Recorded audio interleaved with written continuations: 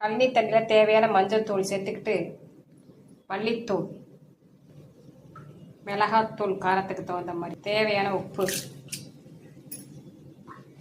தக்காளி பழம் கரைச்சி விட்டுக்கிறாங்க, புளியை கரைச்சி ஊற்றிக்க வேண்டியதான். மாங்காய் வர போட போகிறோம், அதனால் தேவையான புளி தண்ணி. வானொலி வச்சு ஆயில் ஊற்றியாச்சு. நல்ல எண்ணெய், வெந்தயம், சோம்பு போட்டு நல்லா பொரி, கருவேப்பிலை, வெங்காயம் தக்காளி வதங்கிருச்சு. இப்போ கலக்கி வச்சிருந்த குழம்பு இப்போ நல்லா கொதிக்கட்டும். அதுக்கப்புறம் மீன் சேர்த்துக்கலாம். கொதிக்கட்டும். சரி, போடுங்க, மாங்காய் போடுங்க, போடுங்க போடுங்க. மாங்காய் போட்டாச்சு. அடுத்து மீனையும் போட்டுற வேண்டியதான். போடுங்க. நகர மீன், நகர மீன். ஐயோ, சட்டியை விட்டு நவுந்துற போகுது.